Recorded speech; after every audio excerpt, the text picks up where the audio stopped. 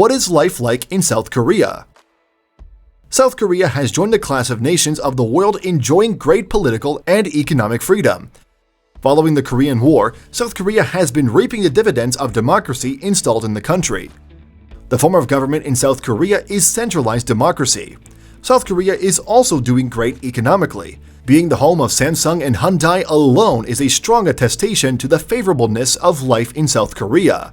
Let's now consider some facts about living conditions and economy of the country in the southern part of the Korean Peninsula. Life expectancy. South Koreans have one of the highest life expectancies in the world. South Korean men are expected to live up to their mid-80s, while women stand a chance of living into their mid-90s. This long life expectancy is not unconnected with free and universal healthcare coverage and quality diets consisting of steam-cooked rice, meat, and vegetables. Universal healthcare. Since 1989, South Korea has adopted an affordable universal healthcare system. Since South Koreans grow old, the country has plans to help citizens treat dementia. This explains the long life expectancy in South Korea. Climate change. South Korean air is one of the most polluted in the world as the country is affected by smog and other particulate matters. That's why the country is taking serious actions on climate change. The authorities of the Korean National Institute of Environmental Research are collaborating with the Environmental Protection Agency (EPA), NASA, and other organizations to improve air quality in the country.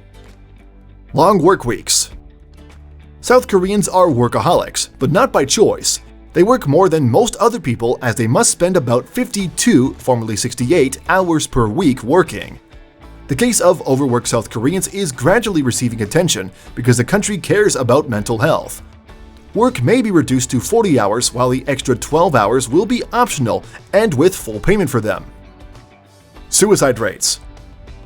The suicide rate in South Korea is alarming, one of the highest in the world. Work-related stress is a big factor, and this may be connected to spending long hours of work. The South Korean legislators are assiduously looking to that. Plans to boost the economy.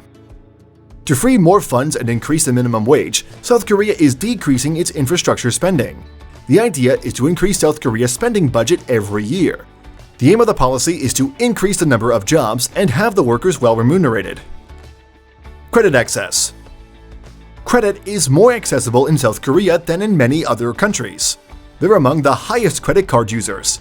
Back in 2011, South Koreans use an average of almost 130 credit card transactions per person. Businesses in the country could be fined for refusing credit cards for the smallest purchases. Youth unemployment. Despite the strength of the country's economy, over 11% of youths between 15 and 29 are unemployed. This is amazing since large electronic and automobile companies such as Samsung, LG, and Hyundai are in South Korea. Low violence rates. The rates of terrorism and violence are low in South Korea because the citizens greatly respect the rule of law. Data from different sources, including the World Bank, shows that South Koreans have a great reference for courts and due process. The impeachment of former President Park Geun-hye in 2017 sent signals that the country's legal system is solid. Is it surprising that South Korea is faring this well? No, it should not. Peoples get the kind of leadership they install. Consequently, the quality of life and standard of living in a country will be as good as its leadership. That's why South Koreans live long, enjoy good climate, have access to credit, experience low crime rates, and productively engage their youths. Thank you for watching this video, and don't forget to subscribe and turn on the notification bell.